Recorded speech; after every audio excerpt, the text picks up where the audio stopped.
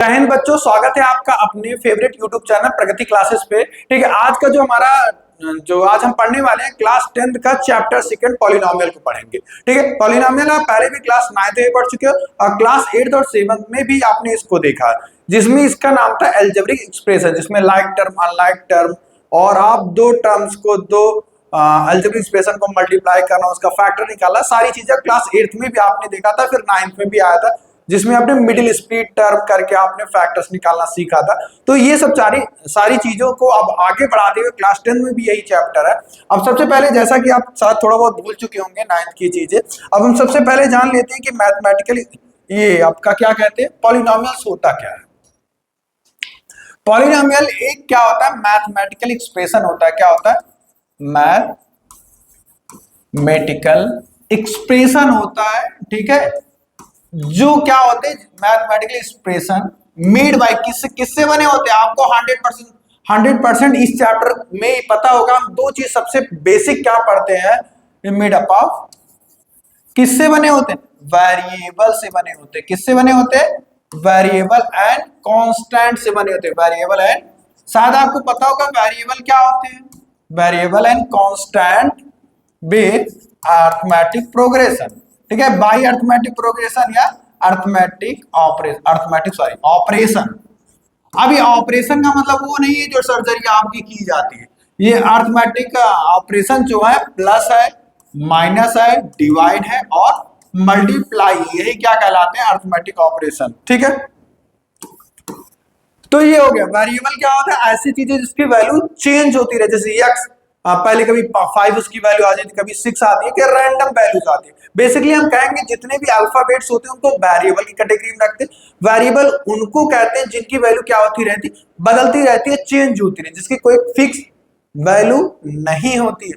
अब कांस्टेंट की बात कर लेते हैं। कांस्टेंट क्या होता है? कांस्टेंट ऐसा होता है जिसकी वैल्यू फिक्स होती है। जैसे 1 रुपए, 1 का मतलब क्या होता है, 1 होता है, 2 का मतलब 2 होता है, तो ये फिक्स है। लेकिन x का मतलब 1 भी होता है, x का मतलब 2 भी होता है, और x का मतलब कुछ भी हो सकता है, जो भी उस टाइम उसका है। ठीक है, अब ये हो गया वेरिएबल जिसकी वैल्यू फिक्स ना हो, कांस्टेंट जिसकी वैल्यू फिक्स हो। अब हम आ जाते हैं पॉलिनोमियल की टाइप्स पे। अब हम इक्वेशन लिख रहे हैं, हम क्या कर रहे हैं, इक्वेशंस लिख रहे हैं। ठीक है, इक्वेशंस लिख रहे हैं। जैसे हमने लिखा है ax, यहां पे हमने a b को क्या माना है, कांस्टेंट माना है।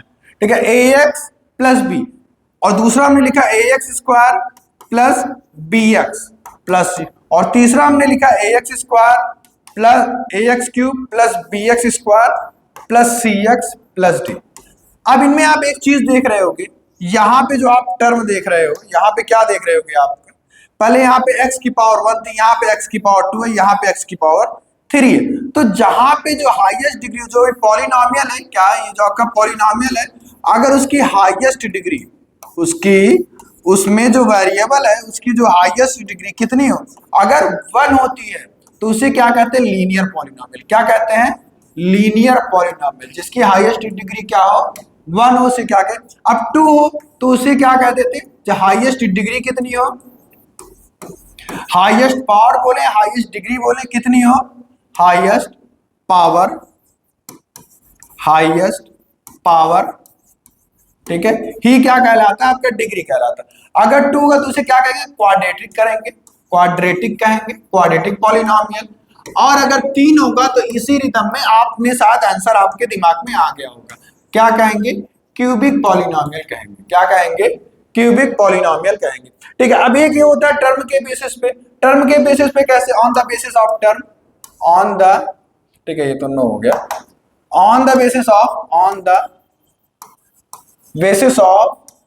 टर्म। टर्म के आधार पे भी होते हैं, टर्म के बेसिस पे होते हैं। जैसे हमने लिख दिया ax, तो इसको मोनोनोमियल कहते हैं। क्या कहते हैं? मोनोनोमियल कहते हैं। अब जैसे ax प्लस by हो गया, इसको क्या कहेंगे, बाइनोमियल कहेंगे। इसको क्या कहेंगे, बाइनोमियल कहेंगे, बाइनोमियल कहेंगे। ठीक है, अगर 3 हो गया ax plus by plus cz, तो इसे ट्राइनोमियल कहेंगे। क्या कहेंगे? ट्राइनोमियल कहेंगे।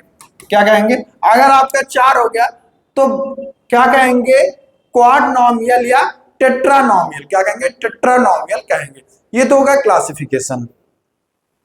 सर इतनी बातें आपको स्पष्ट होंगी। देखिए ये जो हमारा वीडियो है इसको सोचते हैं शॉर्ट से शॉर्ट रहे, बाकी अगर आपको डिटेल में पढ़ना है तो हमारे ऑफलाइन क्लासेस को ज्वाइन कर सकते हैं जो सुल्तानपुर करौंदिया में, जो काफी डिटेल में डीएलपी मतलब सारी ऐसी चीजें दी जाती है जिससे आपका एक परफेक्ट इन्वायरमेंट होता है स्टडी का, जहां पे आप अपने हाईएस्ट मार्क्स को स्कोर कर सकते हैं और अपने फ्यूचर को ब्राइट कर सकते हैं। ठीक है, हम आ जाते हैं इनके क्वेश्चंस पे। जैसा कि हमने पहले ही बताया था इस एक्सरसाइज में एक ही क्वेश्चन है, हमने इसीलिए एक ही वीडियो में दोनों एक्सरसाइज कर बताने की कोशिश की है। ठीक है, बेसिकली क्या होता है, अब जीरोस शब्द आते हैं, जीरोस का मतलब होता है जैसे कोई पॉलिनोमियल है, कैसा भी पॉलिनोमियल। अब जीरोस का मतलब होता है एक्स की क्या ऐसी वैल्यू रख दें, जैसे ax है प्लस बी। अब यहाँ पे x की क्या ऐसी वैल्यू रख दें कि जो ये फंक्शन है जीरो हो जाए। ठीक है, आप कहोगे सर x बराबर माइनस बी बाई ए रख दीजिए। आप रख के मैं दिखा देता हूं, a की जगह x की जगह क्या रखा है, माइनस बी इंटू ए प्लस ए और सॉरी यहाँ पे बी है, यहाँ बी है, माइनस बी प्लस बी आपका जीरो आ गया। ठीक है, x की वह वैल्यू जहां पे, हाँ पी ऑफ x को हम y कहते हैं। ठीक है, हम क्या कहते हैं, y कहते हैं। y की वैल्यू कब जीरो आ रही है, जब x हमारा क्या हो रहा है, जब हमारा y जीरो हो रहा है, x की जिस वैल्यू के लिए, x की जिस वैल्यू के लिए y जीरो हो जा रहा है उसे क्या कहते हैं, जीरोस कहते हैं, जहां पे हमारा पॉलिनोमियल जीरो हो जाए। साथ ही आपको पता होगा x एक्सिस है, y एक्सिस है, टोटल कार्टेशियन प्लेन है। ठीक है, अब आप हमेशा जाने रहिएगा कभी भी y हमारा x एक्सिस पे जीरो होता है। क्या यहाँ पे कितने जीरोस आ रहे हैं आप बता सकते हो, यहाँ पे कितनी बार x को ग्राफ कट कर रहा है, एक भी बार नहीं कट कर रहा, इसका मतलब यहाँ पे जीरो जीरोस। यहाँ पे कितनी बार कट कर रहा है, वन, यहाँ पे 1 2 3, यहाँ पे 3 होगा, कितनी बार कट कर रहा है, 2, यहाँ पे 1 2 3 4, यहाँ पे 4 हो गया, 1 2 3, यहाँ पे क्या आंसर आ गया, 3 हो गया। साथ ही एक्सरसाइज आपकी कंप्लीट हो गई। नेक्स्ट एक्सरसाइज की तरफ चलते हैं। एक्सरसाइज आसान है, बस जो दिक्कत ये आती है जब प्रीवियस ईयर क्वेश्चन कराए जाते हैं वो काफी ज्यादा लेंदी और डिफिकल्ट पड़ जाते हैं। ठीक है, उन क्वेश्चंस को भी करेंगे। अब आ जाते हैं, और जो पॉलिनोमियल है, अब पॉलिनोमियल को सॉल्व करेंगे और इसमें जैसे जीरोस निकलेंगे। जैसे लीनियर में कितने जीरोस होते थे, कितने रूट्स होते थे या कितने सोल्यूशन होते थे, 1 होते थे। लेकिन क्वाड्रेटिक में आपका क्या होगा, क्वाड्रेटिक में आपके क्या होंगे, 2 जीरोस होंगे। क्या होंगे, क्वाड्रेटिक में 2 होंगे और क्यूबिक में 3 होंगे। आ जाते हैं, सबसे पहले जो यहाँ पे चीजें आपने क्लास 8 में मिडिल स्प्लिट देखा है, इतना मैं आपको मान रहा हूं, इतना आपको प्रीवियस नॉलेज है। अगर आपको प्रीवियस नॉलेज नहीं है मिडिल स्प्लिट करने का तो आज मैं थोड़ा बताने की कोशिश करूंगा बहरहाल। ठीक है, बाकी मैं डिटेल में 9th का एक वीडियो लेके आऊंगा जिसमें आप अच्छे से समझ सकते हो। बाकी ये खुद से ही आपका चौथा चैप्टर है जिसे कहते हैं क्वाड्रेटिक इक्वेशन, आप 10th में भी डिटेल में पढ़ोगे क्योंकि काफी ज्यादा इंपॉर्टेंट कॉन्सेप्ट पड़ता है। ठीक है, अब सबसे पहले यहाँ पे आपसे केवल क्वाड्रेटिक ही आपके सिलेबस में, केवल क्या है, क्वाड्रेटिक है, केवल क्वाड्रेटिक है। इसका स्टैंडर्ड फॉर्म क्या होता है, क्वाड्रेटिक इक्वेशन बोलिए या पॉलिनोमियल बोलिए, इसका स्टैंडर्ड फॉर्म क्या होता है, ax स्क्वायर होता है प्लस bx होता है प्लस c होता है। अब इसमें हाईएस्ट पावर 2 होने के कारण इसमें जीरोस कितने होंगे, आपके 2 होंगे। मैं मान लेता हूं एक का नाम अल्फा, एक का नाम बीटा है। अब हमने क्या किया, इन दोनों जीरोस को हमने ऐड कर लिया, तो हमने पाया ये क्या होगा, कॉफिशिएंट ऑफ x और कॉफिशिएंट ऑफ x स्क्वायर के बराबर होगा। अब इनका हम प्रोडक्ट कर देते हैं, ये क्या होता है, कांस्टेंट और कॉफिशिएंट ऑफ x स्क्वायर के बराबर हो जाता है। ये अब हमें क्या करना है ना, जैसे क्लास 9 में आपको याद होगा, अब इस चीज को सॉल्व करने के 3 मेथड होते हैं। कितने मेथड होते हैं, 3 से 4 मेथड होते हैं। मैं एक ऐसा वीडियो लाऊंगा जिसमें टोटली मैं क्वाड्रेटिक इक्वेशन को सॉल्व करने के तरीके बताऊंगा। ठीक है, अब ये आ गया, इसको सॉल्व कैसे करेंगे, जैसे 9 में हम किए थे वैसे ही करेंगे, कोई एडवांस मेथड कोई और दूसरा तरीका नहीं यूज करेंगे। शायद आपको याद आ गया होगा मेथड क्या था, मिडिल स्प्लिट मेथड था। क्या था, मिडिल स्प्लिट, मतलब जो बीच वाला टर्म उसको स्प्लिट कर देना है। जैसा कि पहला क्वेश्चन हम देखते हैं, पहला क्वेश्चन क्या लिखा है, x स्क्वायर 2x प्लस 8। अब हम क्या करते थे, इस फर्स्ट वाले टर्म को और इसको क्या कर देते, मल्टीप्लाई कर देते थे। 1 और 8 को मल्टीप्लाई करेंगे क्या आएगा, और इसका क्या करते थे, फैक्टराइजेशन कर लेते थे, क्या आएगा 2 इंटू 2 इंटू 2।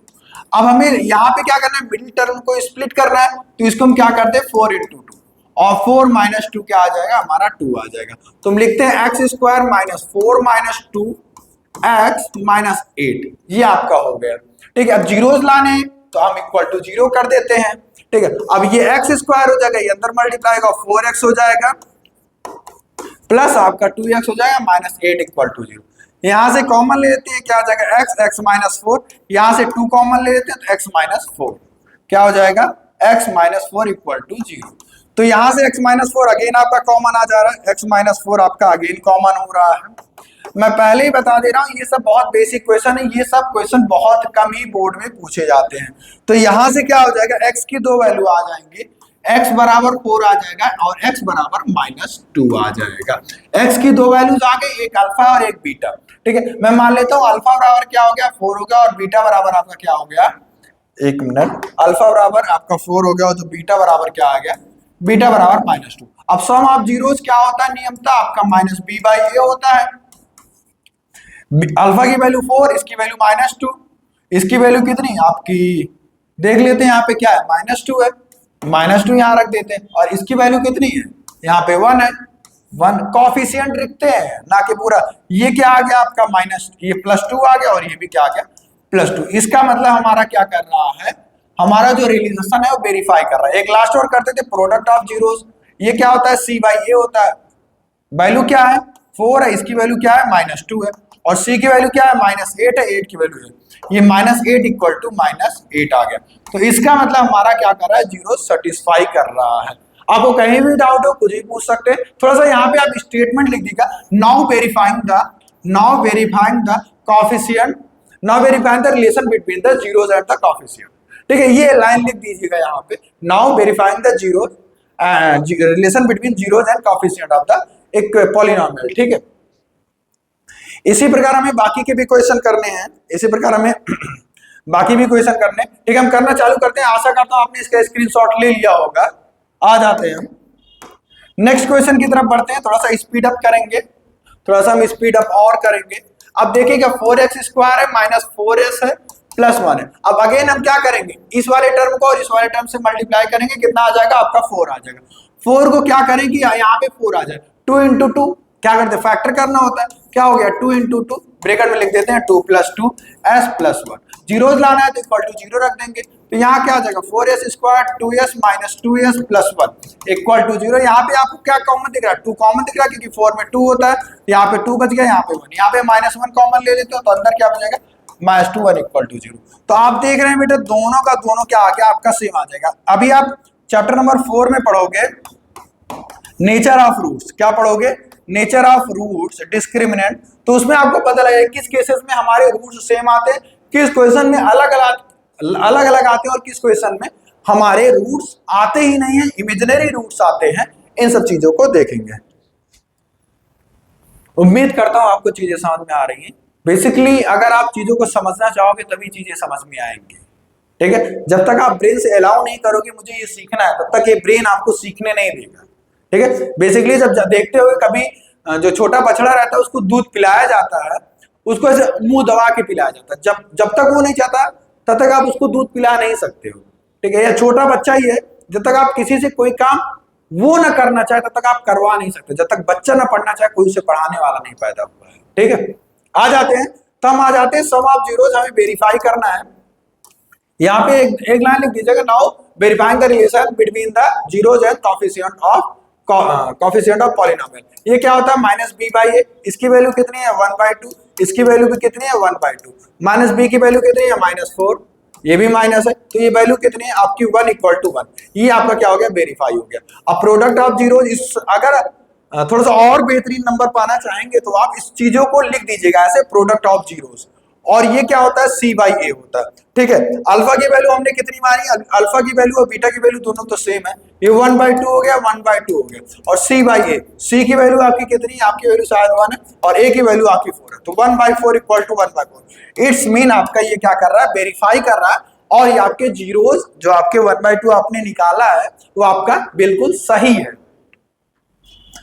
मेरे बच्चों शायद आपने इस चीजों को लिख लिया होगा, स्क्रीनशॉट ले लीजिए। अब हम आ जाते हैं क्वेश्चन नंबर 3। क्वेश्चन नंबर 3 थोड़ा सा ट्रिकी है, थोड़ा सा दिमाग लगेगा, और कभी भी हमें आंख मूंद के और हड़बड़ी में काम नहीं करना चाहिए। ठीक है, हड़बड़ी में कर सकते हैं जब उसमें आपको मास्टर हासिल हो चुका हो, जब आपको वो चीजें अच्छे से आ चुकी हो। जैसे इस समय मुझे ये चीजें बहुत तेजी से कर रहा हूं, मैं तेजी से इसलिए कर रहा हूं क्योंकि मैं इसको पिछले 5 सालों से पढ़ा रहा हूं। लेकिन ये सही तरीका नहीं है। अगर आप कोई भी चीज पहली बार देखो, पहले क्वेश्चन को पढ़ो समझो, तब करना सही तरीका होता है, तब करना सही तरीका होता है। पहले आप कोई भी क्वेश्चन देखिए और पढ़िए, तब उन क्वेश्चन को करना चालू कीजिए। सबसे पहले हम बात कर लेते हैं क्वेश्चन नंबर 3 की। बाकी के क्वेश्चन नंबर तीनों आप नीचे करिएगा। ये क्या है, 6x² - 3। क्या ये क्वाड्रेटिक इक्वेशन के स्टैंडर्ड फॉर्म में है? स्टैंडर्ड फॉर्म क्या था, ax² + bx + c। क्या स्टैंडर्ड फॉर्म में? मुझे तो नहीं लगता है। ठीक है, इसको स्टैंडर्ड फॉर्म में कर लेते हैं। ये क्या हो गया आपका स्टैंडर्ड फॉर्म में आ गया। अब हम इसके जीरो निकालते हैं। 18 हो गया, 18 क्या हो जाएगा, 9 × 2, आपका क्या हो जाएगा, -9 - 2x हो जाएगा, -3 = 0 हो जाएगा। तो 6x² हो जाएगा, -9x हो जाएगा, प्लस 2x हो जाएगा, = 3 = 0। यहाँ से हम कॉमन ले लेते हैं, 3x कॉमन हो जाएगा, यहाँ बचेगा 2x - 3। यहाँ पे 1 कॉमन ले लेते हैं, यहाँ 2x - 3 = 0 हो जाएगा। तो आपका क्या हो जाएगा, 3x + 1 हो जाएगा, और यहाँ क्या बचेगा, 2x - 3 होगा, = 0। तो x की हमारी दो वैल्यू आ जाएगी। एक वैल्यू क्या आ जाएगी, -1/3 आ जाएगी। एक वैल्यू क्या आ जाएगी आपकी, -1/3 आ जाएगी। दूसरी क्या आ जाएगी, 3/2। ये दो आपके जीरोस आ गए। अब इनको हम वेरीफाई कर देते हैं। अल्फा प्लस बीटा क्या आता है, -b/a। अल्फा की वैल्यू कितनी है, -1/3 मान लेता हूँ। बीटा की वैल्यू कितनी, 3/2 हो गई। बी की वैल्यू कितनी है आपकी, यहाँ पे बी की वैल्यू कितनी है, 7 है। कितनी है, -7 है। -7 है तो माइनस माइनस प्लस हो जाएगा, और इसकी वैल्यू कितनी है, 6 है। 2/3 या 3/2, यहाँ से 2 कॉमन ले, 3/2 से 2। हाँ, ये 1/3 बेटा। ठीक है, क्या है ये, 1/3। ठीक है, अब आ जाते हैं, दोनों में एलसीएम लेंगे, 6 आएगा। यहाँ पे क्या आ जाएगा, -2 जाएगा। ठीक है, ये क्या था, -1/2।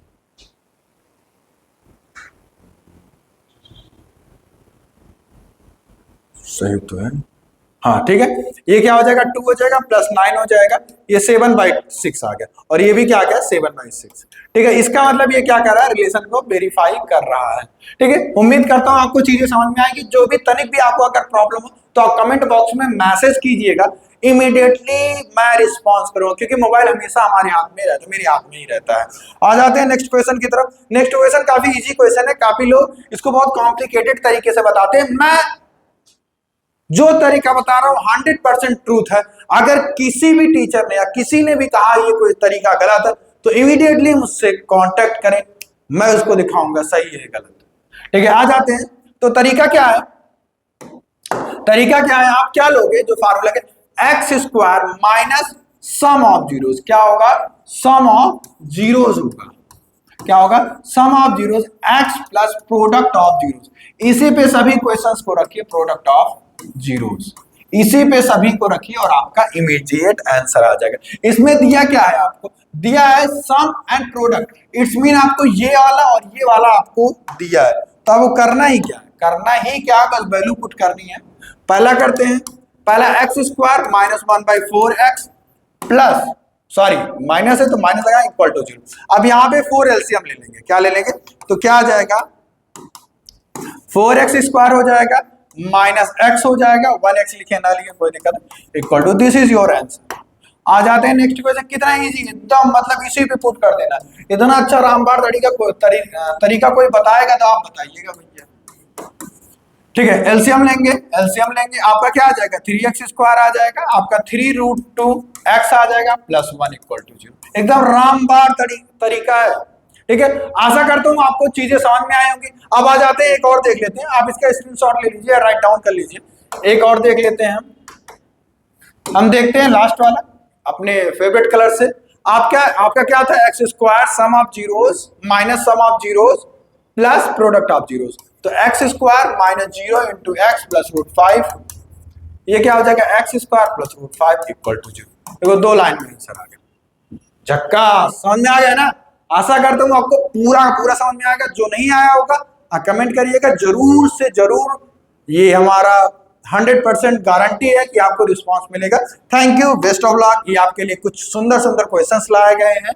अब इस टाइप के जो क्वेश्चंस हैं ये आपके चैप्टर में तो नहीं है, लेकिन एग्जाम में जरूर पूछे जाते हैं, आपके हाफ ईयरली एग्जाम में भी जरूर पूछे जाते हैं। इसके लिए मैं एक प्रॉपर अलग से वीडियो लाऊंगा, क्योंकि ये जो वीडियो था केवल एक्सरसाइज के पर्पज से था। ठीक है, best of luck, have a nice day, thank you so much.